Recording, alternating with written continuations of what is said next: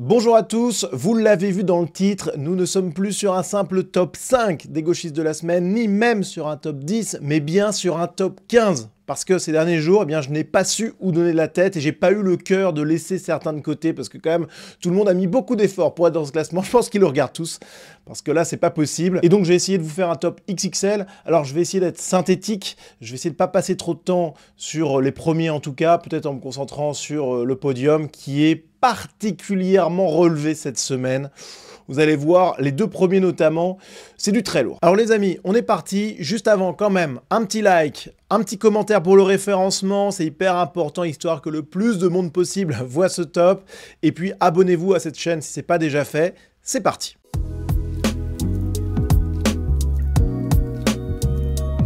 En 15e position, Leïla Chaibi, eurodéputée France Insoumise. Alors, c'est une petite exception parce que normalement, je parle surtout des gauchistes autochtones dans ce classement. Là, il s'agit d'une extra-européenne. Mais en même temps, elle est tellement facétieuse, cette petite Leïla Chaibi, que j'étais obligé de la mettre. Alors, elle fait visiter à un groupe de personnes le Parlement européen et elle leur présente des boîtes aux lettres publiques, qui sont libres d'accès, mais qui sont évidemment privées, en cela qu'elles sont réservées aux eurodéputés qui ont leur nom sur la boîte aux lettres. Mais ça, notre petite rigolote, eh bien, elle n'en a pas grand-chose à faire. On regarde la vidéo.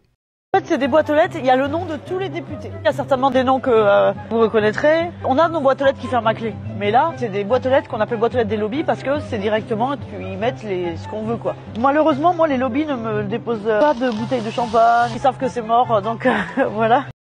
Alors, notez quand même l'élocution, on sent quand même le niveau général qui est très bas. Bon, alors là, vous allez voir, elle va s'amuser à ouvrir une boîte aux lettres, même plusieurs ensuite, évidemment, pas la sienne. Non, elle va aller ouvrir des boîtes aux lettres appartenant à d'autres députés. Tranquille, le secret de la correspondance, etc., tout ça, rien à secouer.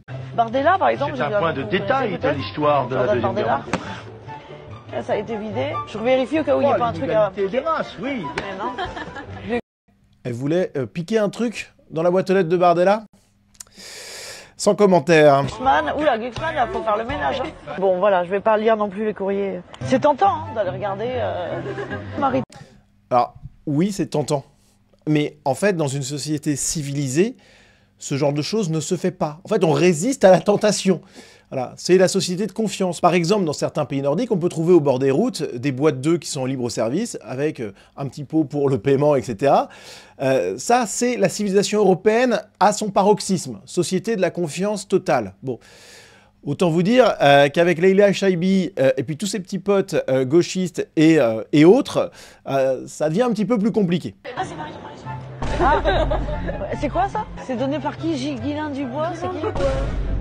Attaché parlementaire, qui lui fait un cadeau, ok. Ah ouais. Ok. Elle l'a mis aussi là aussi. Ah, il a le bouquin? Donc voilà, Leïla Chaibi qui, face caméra, ouvre des boîtes aux lettres privées, même s'il n'y a pas de clé dessus, elle se rend pas compte de l'image qu'elle est en train de donner, c'est lunaire, c'est la gauche, tout simplement.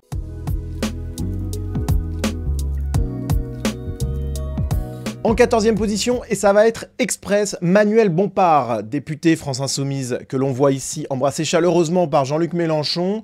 Alors Manuel Bompard, qui depuis des semaines nous dit « il ne faut pas croire les sondages ». Voilà, il nous le répète sur son blog, sur Twitter, etc. « Je ne crois pas aux sondages ».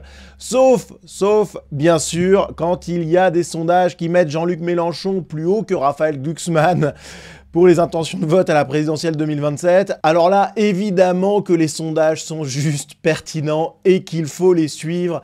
Incohérence, voilà, c'est tout mignon, mais je voulais le mettre dans le classement, notre ami Manuel Bompard, donc il y est.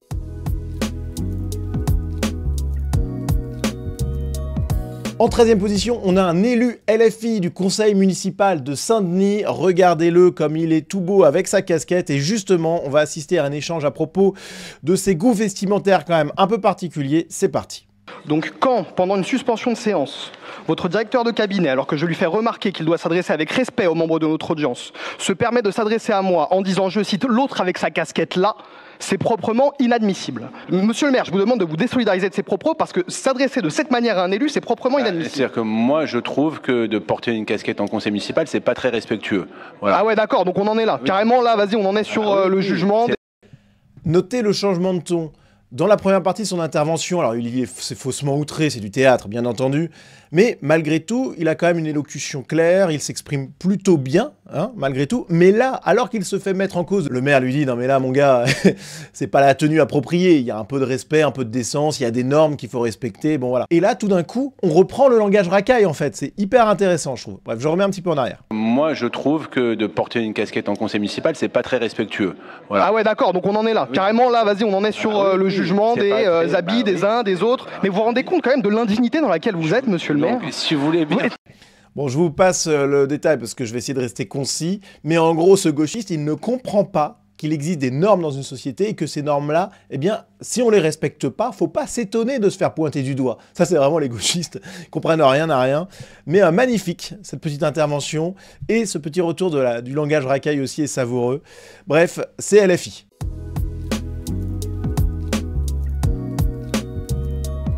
En 12e position, Théophile Bernard, secrétaire national des jeunes socialistes, s'il vous plaît, attention. Il nous parle du temps de travail, on l'écoute. Nous sommes les défenseurs de l'émancipation de l'homme. À notre tour, nous reprendrons le flambeau de la lutte pour le temps retrouvé, avec la semaine de 4 jours, sans réduction de salaire. Nous le reprendrons avec la retraite à 60 ans. La semaine de 4 jours sans réduction de salaire, magnifique. La retraite à 60 ans également. Alors moi, je pose une question, pourquoi pas la semaine de travail de 1 jour, voire de 0, tant qu'on y est. Et pourquoi pas la retraite à 20 ans, tant qu'on y est, il n'y a pas de problème. De toute manière, quand on est de gauche, le réel n'importe pas. Donc de toute manière, allons-y. Pourquoi se priver ? Bon, c'est du délire pur. Alors, petit rappel pour ceux qui sont dans la réalité, on se rend vite compte que tout ça, c'est du délire total et que ça repose sur une ponction démentielle des actifs.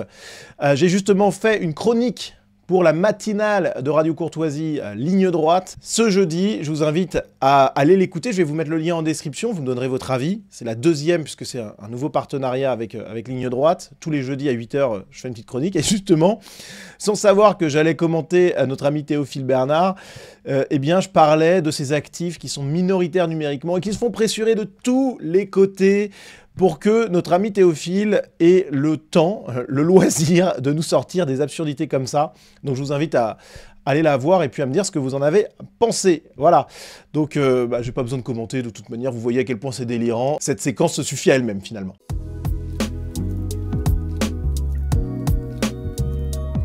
En 11e position, vous la reconnaissez, Marine Tondelier qui nous parle des mariages avec des clandestins. On parle bien de mariages entre Français et étrangers illégaux. Bon, voilà ce qu'elle a à nous dire là-dessus. Moi, sur le fond, oui ou non ? Je suis extrêmement choquée par cette proposition, qui est une proposition raciste.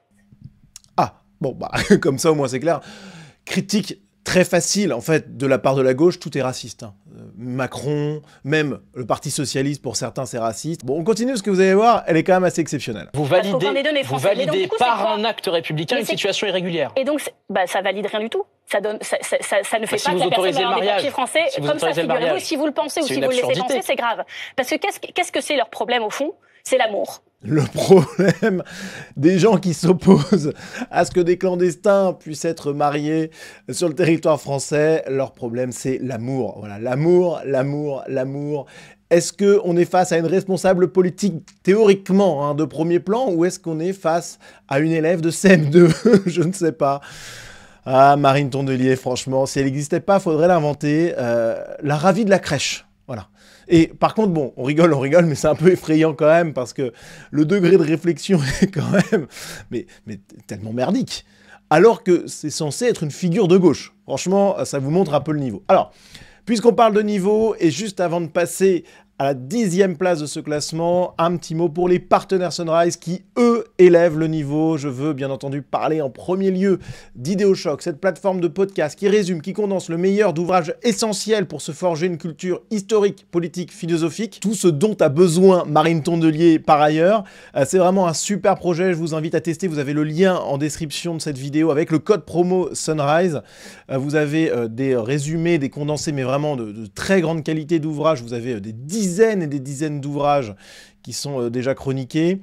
Vous les avez au format audio, 25 minutes par podcast, ou alors au format texte. Et vous avez une sortie récente, Rhodésie, de Peter Baxter. Alors la Rhodésie, c'est une aventure assez extraordinaire au cœur de l'Afrique noire. Bref, je vous encourage vivement à tester Idéochoc pour découvrir cet ouvrage, mais aussi pour en découvrir des dizaines d'autres qui sont essentiels et qui feraient quand même beaucoup de bien à la gauche, parce que franchement, ça leur éviterait de sortir des absurdités. De même qu'il ferait bien nos amis gauchistes d'aller sur le site de la Nouvelle Librairie, là encore partenaire Sunrise, pour découvrir des ouvrages de très grande qualité. C'est à la fois une librairie en ligne et une maison d'édition. Vous avez là encore un code promo Sunrise qui va bien. Je vous invite à regarder tout ça. Vous avez le lien en description. Vous allez voir, il y a vraiment des super ouvrages à lire pour soi ou à offrir à d'autres, bien entendu. Et puis les amis, on est parti pour la 10e place.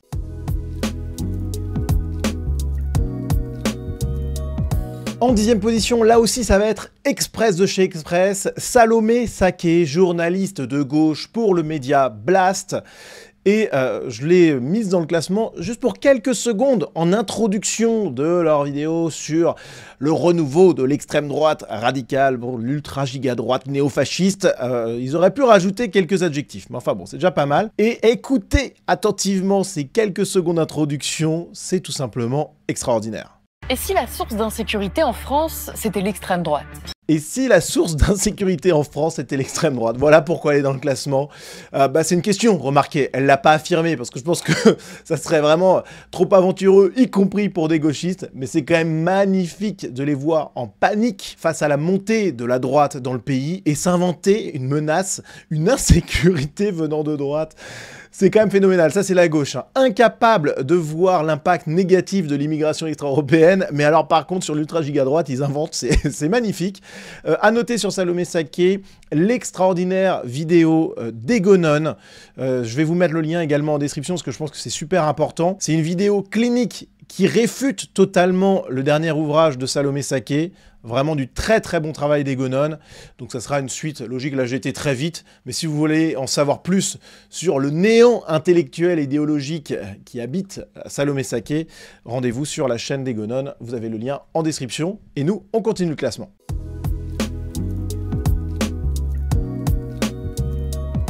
En 8e position, on a une illustre inconnue, mais qui représente parfaitement l'état d'esprit des gauchistes / boomers, complètement matrixés, gangrénés par cette idéologie de gauche, qui leur a ravagé le cerveau, qui leur fait raconter absolument n'importe quoi. Donc il s'agit de Jeannine Tesson, qui est auteure et qui a écrit un ouvrage sur un jeune de cité qui se retrouve un peu malgré lui finalement à devenir islamiste. Alors on va écouter un extrait de son interview pour Midi Libre où elle nous parle de l'itinéraire de ce gentil jeune homme qui a malheureusement mal tourné, mais c'est bien entendu la faute de l'ultra-giga-droite. C'est parti. Donc il s'agit d'une famille d'origine algérienne, française. La sœur a 5 ans de plus que Karim. Lui, il est au lycée, il va passer son bac et il fait une petite bêtise. Et à partir de ça, toute sa vie dégringole. Donc il tombe sur un juge qui est d'extrême droite et qui est raciste, qui va lourdement le condamner. Bon, c'est extraordinaire. Bon, là, on voit qu'on est dans la fiction, mais on est dans l'univers mental des gauchistes, pas forcément politiciens, mais qui structurent, hein, malheureusement, par leur influence culturelle aussi un petit peu la vie intellectuelle, etc. Cet univers mental, il est fou. Donc déjà, alors, Karim, Oh Karim, le titre du livre, c'est exceptionnel. Donc déjà, Karim, il se retrouve devant le juge pour une petite bêtise, nous dit-elle. Je crois que cette nana vit dans un monde complètement fantasmé. On ne se retrouve pas devant un juge pour une petite bêtise. Karim, avant de passer devant un juge, il a fait pas mal de choses dans la vraie vie. Hein. Et puis bon, le juge d'extrême droite, je sais pas. Alors, ça doit sans doute exister statistiquement, hein. Mais bon, l'immense majorité des juges, c'est évidemment pas ça. Et pareil, petite bêtise, lourdement condamnée, ça n'a aucun sens. Enfin bon, c'est de la fiction, quoi. Mais c'est hyper intéressant de voir ce que pensent les gauchistes là-dessus. Il va se retrouver en prison alors qu'il est sportif, il ne peut plus faire de sport.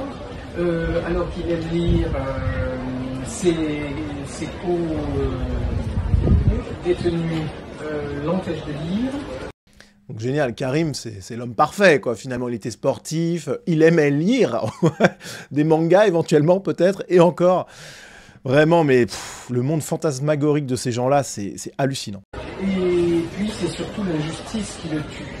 Et donc après, quand les imams arrivent, alors avant les imams, il y a la drogue, parce que les Bon allez, j'arrête là parce que je vais essayer de faire une vidéo très courte, mais vous voyez un petit peu, c'est pas de la faute de Karim, surtout pas, c'est de la faute de la société et en plus de l'extrême droite, parce que Karim, il est victime d'une injustice, donc absolument magnifique, cette plongée dans le cerveau d'une boumeuse de gauche, ça fait peur, franchement c'est... Alors, ça fait peur, mais en même temps c'est tellement comique qu'on voit que ça repose sur rien, ce truc-là, donc le jour où ils vont se retrouver face à des arguments structurés, ces gens-là, ils vont s'effondrer, et leur idéologie va disparaître, et ça c'est une bonne nouvelle, donc voilà, Jeanine Tesson avec Karim.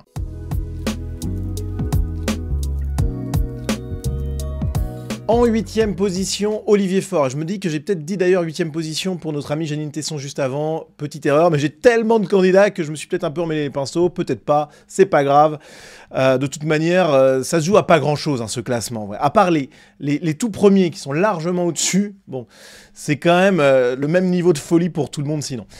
Olivier Faure, donc le patron du Parti Socialiste, mon homonyme, mon double maléfique, qui a cité le rappeur récemment décédé Werenoi lors du congrès des jeunes socialistes. On l'écoute. La réussite se compte en années, les défaites en heures, mais la patience est carrée, donc le chemin est d'or. Empruntez ce chemin d'or qui était celui de Renoir.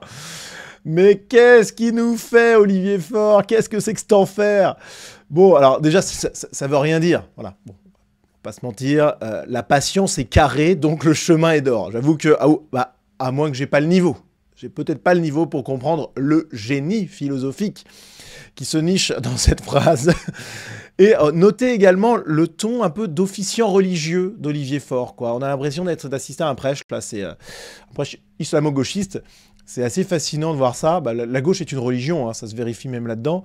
Bon, c'est ridicule au dernier degré, récupération politique totale. J'aurais pu en mettre beaucoup d'autres. Hein. Regardez Antoine Léaumont qui tweet très choqué d'apprendre le décès de Werenoi à l'âge de 31 ans. Très choqué de quoi? Comme s'il avait écouté ce type-là plus d'une ou deux fois. Enfin bon. Pareil pour Clémence Guettet de la France Insoumise toujours. La peine est immense. Oh là là, le cinéma de ces gens-là, franchement, c'est fou. Et ça méritait bien une place dans le classement.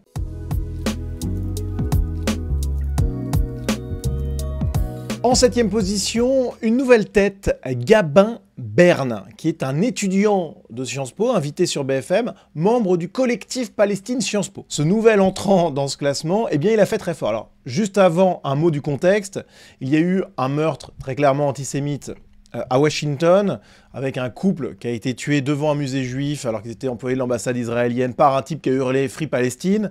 Bon, j'ai fait une vidéo là-dessus hier, je vous invite à aller la regarder si vous ne l'avez pas déjà fait. Je pense qu'elle est très importante et nous montre à quel point la gauche est dangereuse et complètement dingue sur ces questions. On a pu noter par exemple que Thomas Porte, quelques heures après ça, alors que l'annonce avait déjà été faite par tous les médias, a repris sur Twitter le slogan « Free Palestine » en majuscule avant de supprimer son tweet. On a vu également Éric Coquerel interrogé sur RTL quant à ce drame, qui était incapable de condamner le tueur, incapable de dire à quel point ce drame était abominable. Non, il a réclamé que cesse le fameux génocide à Gaza. Bref, je vous renvoie vers ma vidéo sur la question. Franchement, allez la voir et diffusez-la au maximum. Je pense que c'est très important que LFI soit mise en face de ses responsabilités sur toutes ces questions. Bref, mais donc du coup, je me focalise pas sur eux parce que je leur ai déjà refait le portrait hier. Et donc, retour avec Gabin Berne, c'est un peu la même chose. Écoutez-le, toujours sur BFM, vous allez voir, c'est édifiant. Condamner ce qui s'est passé aux États-Unis, bien évidemment. On parlait de la rhétorique qui était utilisée de manière systématique, que ce soit dans les médias. Incroyable. Mais incroyable. La réponse à faire, même si tu veux sortir ton laïus gauchiste derrière, c'est de dire, mais évidemment, bien sûr que je trouve ce crime abominable. Voilà. C'est juste ça. Mais c'est déjà impossible pour les gauchistes, parce qu'au fond, bah, y a une haine anti-israélienne, voire anti-juive, hein, disons les termes, qui est trop forte. Ils n'arrivent pas à la réprimer. Ils n'arrivent même pas à enfiler un espèce de masque stratégique. C'est incroyable. Bon, je remets. Condamner ce qui s'est passé aux États-Unis, bien évidemment. On parlait de la rhétorique qui était utilisée de manière systématique, que ce soit dans les médias, par Benjamin Netanyahou. Cette rhétorique de condamnation, vous avez employé la même quand il s'agissait de condamner le Hamas. Vous avez demandé, je pense, cette question plus de fois qu'il n'y a de jours dans l'année. Aujourd'hui, c'est la même chose qu'employé. Moi, je suis un étudiant. Est-ce que vous condamnez ce qui s'est passé à Washington? Vous voyez, c'est exactement ce que je dis. Vous répétez cette question. Oui, mais ne répondez pas à la question. C'est ça qui m'interroge. Alors, déjà, premièrement, sur l'article qui a été fait par BFM TV, la manière dont sont présentées les choses, le titre, c'est « Car juif, on ne le sait pas encore ». Bien entendu, si c'est un acte antisémite, il est à condamner. S'il n'est pas antisémite, il est à condamner parce que des gens sont morts, mais il n'est Bah, condamne-le alors, espèce de demeuré, condamne-le, si c'est si simple à condamner dans un cas ou dans l'autre, voilà. Mais il le fera pas, il le fera pas. Bon, je vous passe le reste de son intervention qui est lunaire, on n'a pas le temps de s'apesantir là-dessus, mais ça vous montre l'état mental de ces gens et la haine féroce qu'ils vouent au minimum à Israël et plus certainement aux Juifs. Il y a une enquête qui a été réalisée sur son cas où on voit en l'occurrence qu'il y a une essentialisation qui ne s'arrête pas aux Israéliens mais bien aux Juifs. Sciences Po, comité Palestine Sciences Po, je peux vous dire que la future élite française, elle fait peur.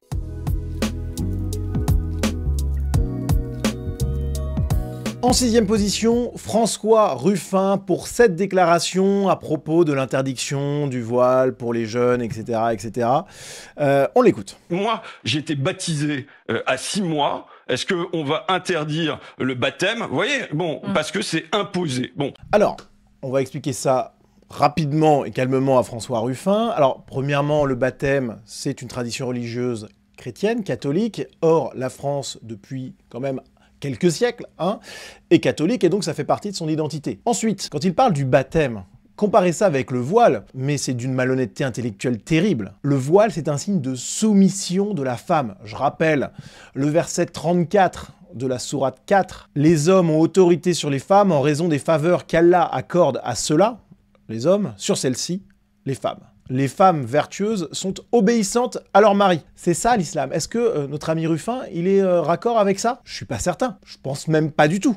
Bon, sauf que, par électoralisme, il est obligé quand même de se soumettre, lui aussi, à l'islam. Mais vous voyez que la comparaison, elle est absurde à tous les niveaux. Je pourrais en dire beaucoup plus. Je m'arrête là. Bravo à François Ruffin.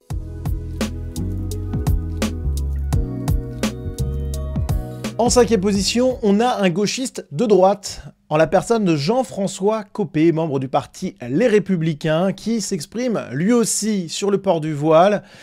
On l'écoute, vous allez voir, c'est très intéressant d'avoir la vision de droite, j'allais dire, mais avec beaucoup de guillemets, de cette polémique. Ce débat-là, ce combat, pour ceux qui s'y opposent, n'est plus aujourd'hui possible au regard du nombre de gens, de femmes qui le portent et qui n'en font pas un élément de militantisme. Alors là, c'est hyper intéressant parce que c'est aussi une soumission de droite, avec beaucoup de guillemets encore.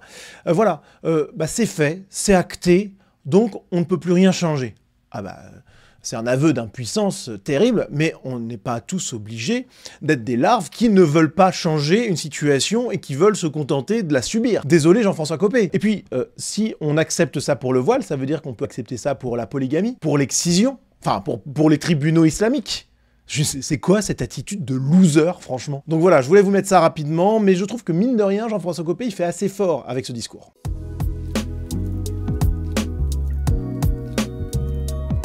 En 4e position, une habituée des hauteurs de ce classement, Sandrine Rousseau, qui est toujours exceptionnelle. Et cette semaine, elle a fait fort. Alors, on parle du rapport sur la dangerosité des frères musulmans, qui pointe du doigt les stratégies d'entrisme de cette mouvance, la volonté de peser politiquement, etc., etc. Et Sandrine Rousseau, eh bien, elle est effrayée par tout ça. Non pas, évidemment, par les frères musulmans, au contraire, ça elle adore, mais par le fait de les critiquer. C'est parti. Moi, je suis vraiment effrayée, mais effrayée de ce qui est en train de se passer sur les musulmans. Je le dis avec beaucoup de solennité parce que là, ce qui est dit, c'est que en fait, il y aurait des espèces d'ennemis de l'intérieur qui infiltreraient jusqu'au Parlement avec des ambitions de détruire. Ça rappelle tellement l'antisémitisme des passés. Enfin, je veux dire... Ce qui rappelle l'antisémitisme passé, c'est peut-être tes amis de la France Insoumise. Ceux qui ont beaucoup de mal à ne serait-ce que condamner un assassinat antisémite. Rien que ça, ils n'arrivent même pas à dire qu'ils condamnent. Je pense qu'avant de regarder dans le passé de la France, regarde plutôt du côté de la France Insoumise. Il n'y a pas d'ennemis de l'intérieur, il peut y avoir des gens mal intentionnés, ça c'est tout à fait vrai. Je comprends pas, il peut pas y avoir d'ennemis de l'intérieur, mais peut y avoir des gens mal intentionnés. si ça t'arrange, Sandrine, appelons les frères musulmans, non pas des ennemis de l'intérieur, mais des gens mal intentionnés de l'intérieur. Pourquoi pas? Moi, ça me va, et si t'es d'accord, Sandrine, bah comme ça, on peut avancer. Bon, mais vous voyez, il n'y a pas d'ennemis de l'intérieur, je suis effrayé, etc. C'est magnifique, magnifique, Sandrine Rousseau, franchement, elle est au top, cette nana, vraiment. Et d'ailleurs, elle est tellement au top qu'elle suscite des vocations. Voilà, moi, je suis tombé sur le réel. Moi, j'aime bien quand il y a des nouveaux créateurs de contenu à droite. Je trouve que c'est super qu'il y ait une émulation, comme ça, une effervescence. Et je suis tombé sur le réel d'une nouvelle créatrice de contenu à droite. Donc, je vais vous passer la vidéo, elle est assez drôle en plus. National a trouvé le nouveau symbole du patriarcat, devinez, le barbecue. Oui, oui, vous avez bien entendu. Du coup, aujourd'hui, on va parler de barbecue, de viande et de virilité. Aujourd'hui, la consommation d'une viande rouge saignante est utilisée par les réseaux masculinistes pour se reconnaître les uns les autres. Oui, parce que d'après Sandrine, griller une côtelette en 2025, c'est un acte masculiniste. Bon, j'arrête là, vous pourrez continuer, je vais vous mettre le lien vers le profil Insta là, de I Am Loupa en description, mais c'est énorme parce qu'en fait, Sandrine Rousseau, elle énerve tellement les gens que du coup, il y a plein de personnes qui s'éveillent un peu à la folie et au danger de la gauche. Donc moi, je trouve que finalement, il faut la laisser pérorer comme ça. C'est notre meilleure publicité, en fait, Sandrine Rousseau. Donc, bravo à elle pour le travail effectué. C'est peut-être pas une ennemie de l'intérieur, c'est peut-être une amie de l'intérieur de la gauche, finalement, Sandrine Rousseau pour nous. Donc voilà, félicitations, et on la retrouvera très vite dans un nouveau top des gauchistes de la semaine. Juste avant de passer au podium de cette semaine qui est très très relevé, franchement vous n'allez pas être déçus, un petit mot, si vous appréciez mon contenu, si vous appréciez ce que je fais, si vous en voulez toujours plus avec toujours plus de qualité, n'hésitez pas à rejoindre la communauté Sunrise, ça permet de soutenir mon travail, et en contrepartie vous avez accès à un espace premium avec des vidéos exclusives, l'accès à un groupe Telegram privé. J'avais lancé un appel il y a quelques semaines parce que je traverse une page économiquement un peu compliquée. J'avais espéré qu'on atteigne 300 tipeurs d'ici la fin de ce mois. Alors on n'y est pas, mais il y a quand même eu beaucoup d'abonnés supplémentaires, donc merci beaucoup à ceux qui ont franchi le pas. Il n'y a pas un risque de mort imminente pour ma chaîne, mais si vous appréciez ce que je fais, vraiment, n'hésitez pas à me soutenir sur Tipeee. C'est le moment, d'ici la fin du mois, ça me ferait vraiment du bien et ça me permettrait d'aborder plus sereinement les mois qui arrivent. Merci d'avance à vous les amis, et on est parti pour le podium.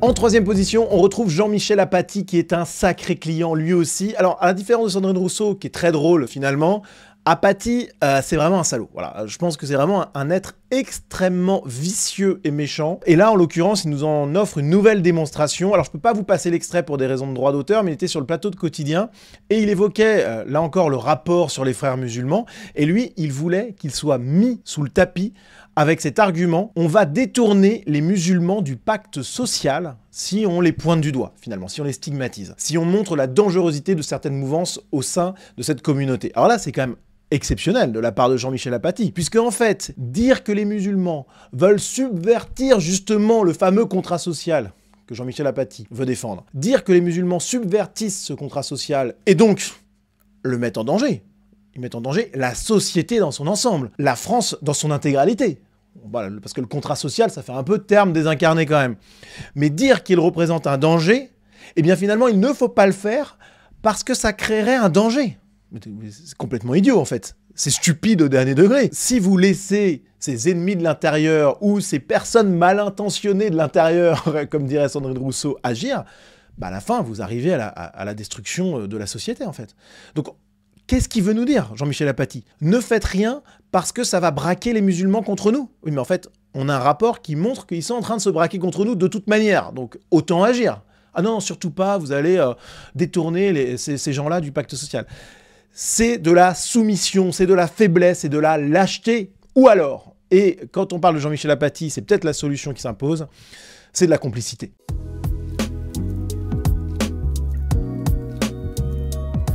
En deuxième position, et ça a été très dur de le départager avec celui qui est en première place dans ce top 15 des gauchistes de la semaine, on a Mathieu Kassovitz pour cette déclaration hallucinante, dégoulinante de gauchisme sur le service public pour le Festival de Cannes. C'est parti. C'est le problème qu'on a en France, qui est un problème de racisme. Maintenant, il n'y a plus de Français de souche, ça n'existe plus. J'espère qu'on va continuer à se mélanger. Le discours gauchiste par excellence. Alors, avant toute chose, avant de répondre sur le fond et aussi de vous montrer à quel point Mathieu Kassovitz est un salaud. Un mot quand même du Mathieu Kassovitz, patriote, nationaliste même, qui apprécie quand certains défendent leur identité. Je veux parler de ce qu'il avait déclaré au moment de la guerre en Ukraine. Les Ukrainiens que je connais, parce qu'il a effectivement eu des amitiés qui se sont nouées lors d'un tournage, les Ukrainiens que je connais, ils sont ultra nationalistes, mais dans le bon sens, ils veulent défendre et protéger leur pays. Alors là, vous voyez que ce Mathieu Kassovitz-là, il n'existe plus. Et Mathieu Kassovitz, c'est ce qu'il dirait à ses amis ukrainiens. Le métissage est une chance pour l'Ukraine. Il n'y a pas d'Ukrainiens de souche. Il faut qu'il y ait une dilution de votre identité ethnoculturelle dans un grand magma indifférencié. Vous voyez bien que là, franchement, on est face à un double discours, une incohérence incroyable de Mathieu Kassovitz. Mais pourquoi? Parce qu'il parle des Français. Alors, les Français... On a le droit de leur taper dessus quand on est de gauche, c'est l'ethnomasochisme, hein, tout ce qui est blanc, il faut le détruire au fond. Et là, c'est incroyable parce qu'il va même jusqu'à nier l'existence de Français de souche. Alors, je vais pas refaire une démonstration que j'ai déjà faite à plusieurs reprises, enfin, il faudrait peut-être que je la refasse quand même. J'en ai parlé avec ma vidéo sur Macron qui veut en finir avec l'identité française. J'avais parlé aussi de la définition de ce qu'était être français selon les artistes engagés autour de Joy Star. J'en ai parlé aussi dans une vidéo sur la position de Mathieu Slama. Bref, bien entendu qu'il existe des Européens autochtones de souche et bien entendu qu'il existe également des Français de souche. Donc contrairement à ce que raconte Mathieu Kassovitz, nous, les Français de souche, parce que j'en suis un, nous existons encore. Quand je regarde mon arbre généalogique sur les deux côtés de ma famille, je ne vois que des Français pendant des siècles. Voilà. Et donc, désolé d'exister encore, Mathieu Kassovitz, mais on est là. Donc déjà, ce qu'il raconte est faux. Le mélange, mais de quoi tu parles? De quel mélange tu parles, Mathieu Kassovitz? C'est évident que lui et toute sa clique, ce sont des gens qui ne fréquentent pas l'immigration extra-européenne. Vous croyez qu'ils vivent en Seine-Saint-Denis, ces gars-là? Vous croyez qu'ils mettent leurs enfants, s'ils en ont, dans l'établissement public? Vous croyez qu'ils fraudent pas la carte scolaire? C'est de la folie. Le seul rapport qu'ils ont avec l'immigration extra-européenne, c'est des espèces de CSP++, des artistes, etc., etc. Donc évidemment que dans ce cas-là, bah, ça se passe quand même plutôt bien. Sauf que on peut pas réduire l'immigration extra-européenne à ces marginalités, à ces cas particuliers qui sont clairement hors normes. Et d'ailleurs, ces gars-là, ils le savent très bien, parce que quand ils refusent de mettre leurs enfants dans l'école publique, en fait, au fond, c'est pour pas la mettre avec des extra-européens, bien entendu. Quelle hypocrisie totale de ces gars-là, bordel! Rappelons que Mathieu Kassovitz, il a quitté le 20e arrondissement. Alors, en plus, c'est pas la Seine-Saint-Denis, hein, mais c'était déjà trop pour Mathieu Kassovitz. Il a quitté cet arrondissement pour un hôtel particulier dans une banlieue chic. Pourquoi ça? Eh bien, on lui laisse la parole. Hein. On avait mis des grillages au-dessus de l'école. Donc, de l'école dans laquelle il y a ses enfants, j'imagine. Donc, on avait mis des grillages au-dessus de l'école. Les mecs jetaient leurs ordures dans la cour de récréation. Bah oui, ça s'appelle le tiers-monde. Et ce tiers-monde, c'est quoi? C'est le fameux enrichissement du mélange que tu vantes par ailleurs. Pourquoi tu vas te réfugier à Vincennes, dans un bel hôtel particulier? Pourquoi tu laisses les Parisiens du 20e, je me répète, c'est pas Sevran, c'est pas Trappes, hein. Pourquoi tu les laisses dans leur misère? Et en plus, tu vas te permettre ensuite de donner des leçons. Mais c'est incroyable, enfin, c'est stupéfiant. Alors venant de notre ami Kassovitz, en même temps, c'est pas étonnant. Ce type-là est vraiment une ordure, hein, lui aussi. Hein. Il y en a beaucoup de gauchistes qui sont des ordures. On se souvient évidemment de ce qu'il avait osé dire à la veuve du chauffeur de bus de Bayonne qui avait été tué. Je vous mets l'extrait. Allez, franchement, pour s'énerver un dernier coup. Je suis désolé, madame, parce que vous avez perdu un mari et vos filles qui regardent à la télé. J'ai du mal à parler à côté de vous, mais... Vous avez ouvert, en fait, vous parlez, tout ce dont vous parlez là, c'est des faits divers. Et je suis encore désolé de parler de ça. Horrible au dernier degré. Alors, il y a des faits divers qui le touchent plus que d'autres. Hein. Quand Naël meurt, eh bien là, pour le coup, il pleure en story Instagram. Quel sale type. Vraiment, quel sale type. Allez, pour conclure un peu le dossier, la parole à son père. L'histoire de mon fils, c'est celle d'un type qui aurait voulu être un grand noir alors qu'il est un petit juif blanc. Je pense qu'on a tout résumé. C'est le gauchisme chimiquement pur qui est condensé dans cette phrase parce qu'il aurait voulu être un autre. Eh bien, il se déteste lui-même, il se voit comme un petit juif, un petit blanc, etc. Et donc, non content de se détester lui-même, il projette ce ressentiment, cette frustration et cette haine contre l'ensemble des autres blancs et ça donne ce genre de déclaration hallucinante de la part de Kassovitz. C'est immonde au dernier degré. Désolé d'avoir cassé un peu l'ambiance, mais là, franchement, j'arrive pas du tout à rigoler. Je trouve que c'est un odieux personnage. Voilà, tout simplement.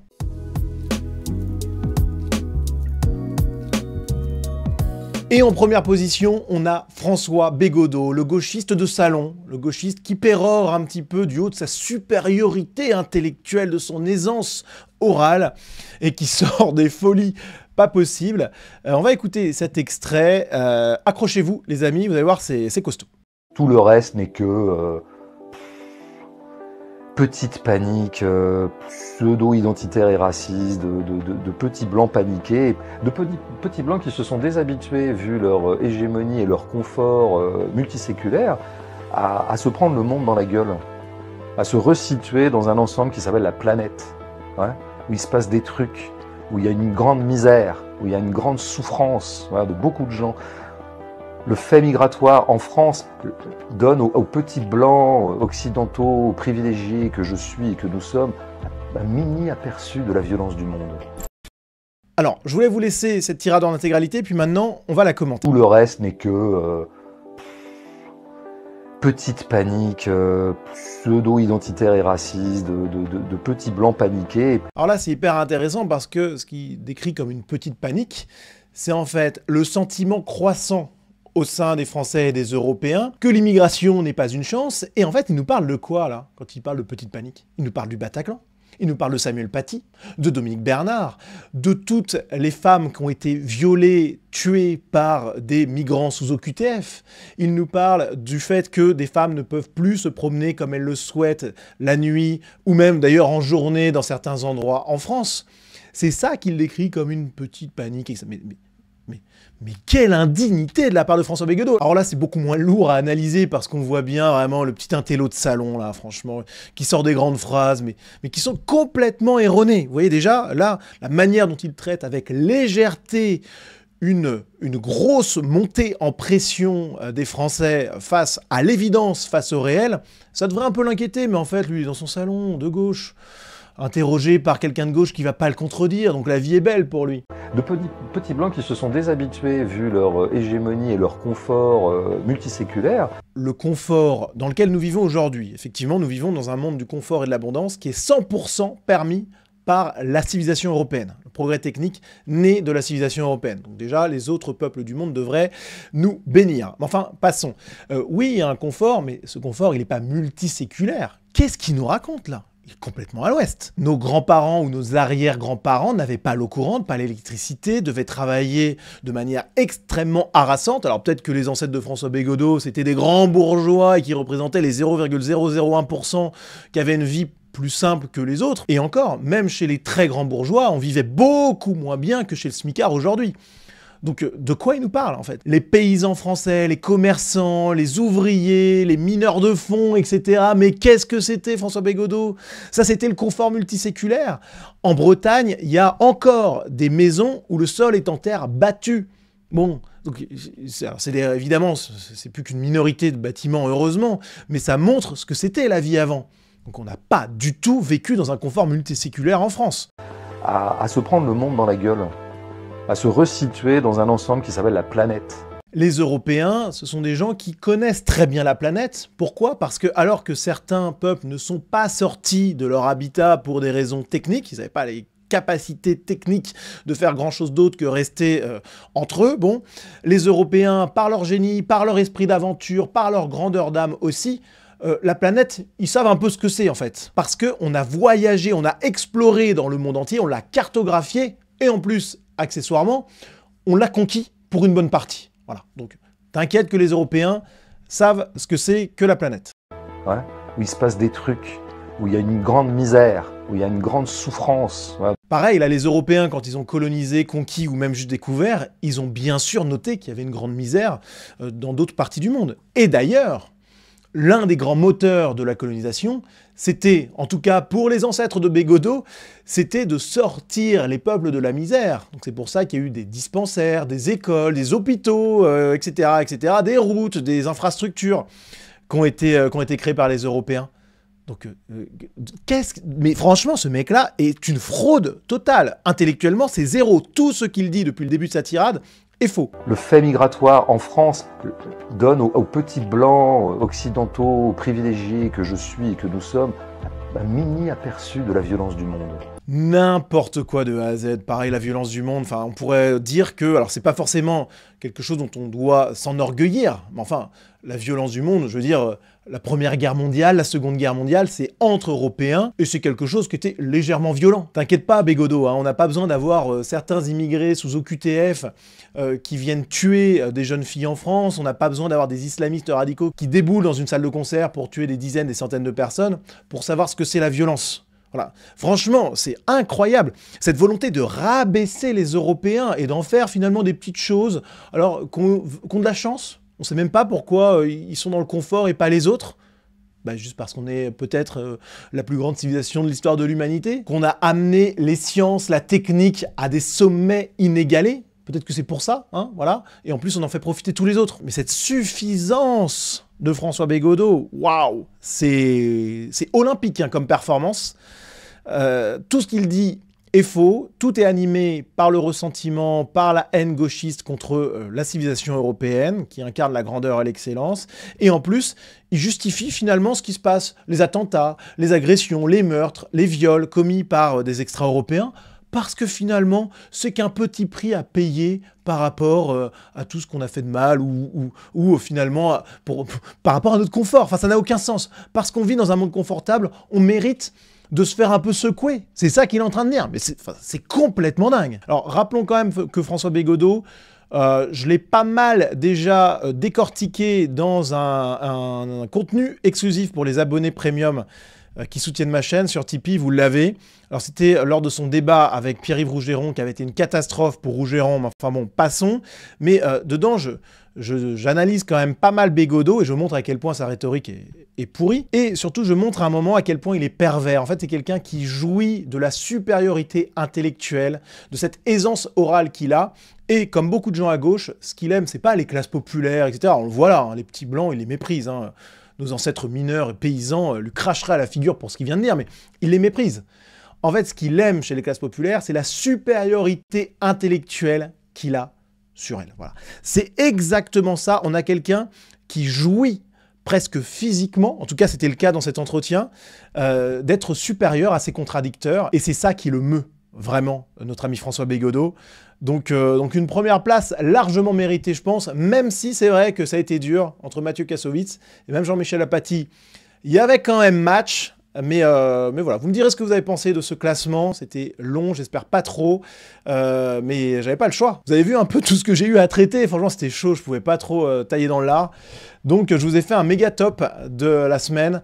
J'espère que ça vous a plu. Merci à vous, n'oubliez pas, en description, les partenaires Sunrise, ma page Tipeee. Et puis les amis, on se dit à très vite.